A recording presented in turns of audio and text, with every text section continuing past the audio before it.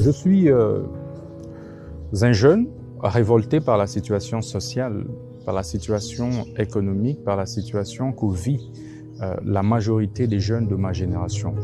Je porte donc le combat de toute une génération marginalisée, oubliée et victime de plusieurs injustices sociales.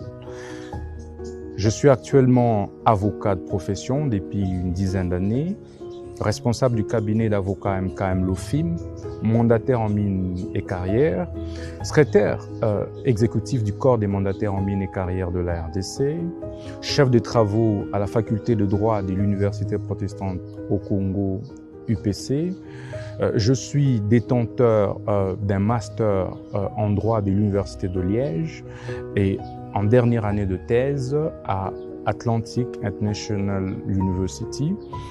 Sur le plan politique, je préside le regroupement politique dynamique progressiste révolutionnaire DIPRO.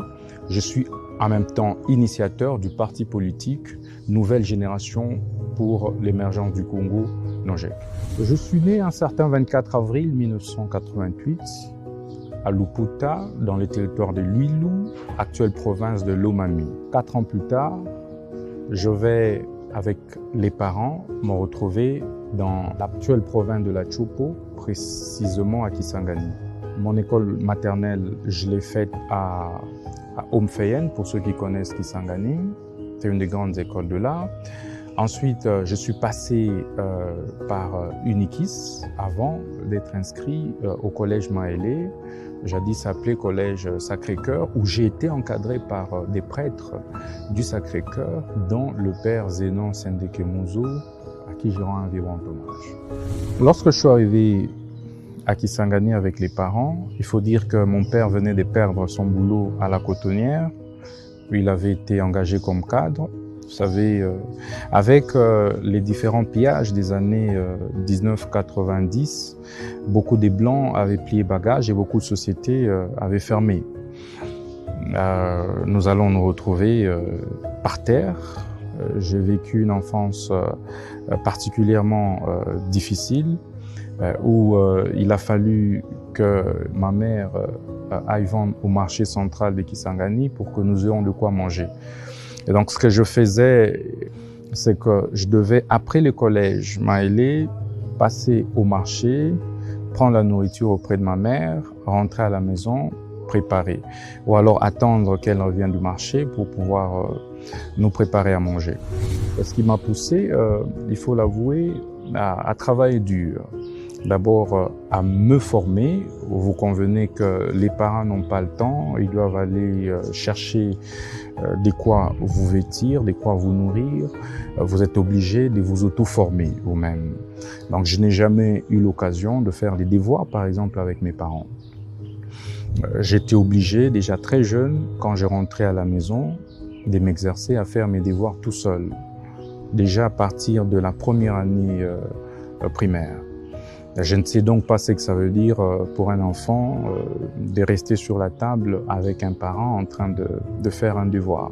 Je n'ai donc pas eu la chance d'avoir des répétiteurs. Et j'ai été obligé à un certain moment moi-même de développer l'entrepreneuriat. Juste pour trouver une autonomie et ne pas trop dépendre des parents qui traversaient déjà des moments assez difficiles. Arrivé à Kinshasa, dans des conditions aussi assez particulières, que ma première année à l'UPC, je ne savais pas le prix du transport, parce que je n'avais pas le moyen, parce que personne ne pouvait me donner l'argent de transport. Je ne savais pas le prix d'un syllabus, parce que je ne pouvais pas m'en procurer. Je me suis débrouillé. Malheureusement, cette année-là, on venait de fermer les homes de l'UPC. Je veux me renseigner, on me dit non, on a fermé les homes, c'est pas possible. Alors, j'ai dû me débrouiller dans un premier temps et trouver le lendemain. Donc, qu'est-ce que je faisais? Il y a un ami qui est venu me demander ma valise pour la garder chez lui, et puis j'ai dormi ailleurs, chez un autre ami qui avait juste un petit bicroc, et j'ai dû vivre dans ces conditions pendant quelques mois. Je quittais Bandal, Sinkin, où j'étais pour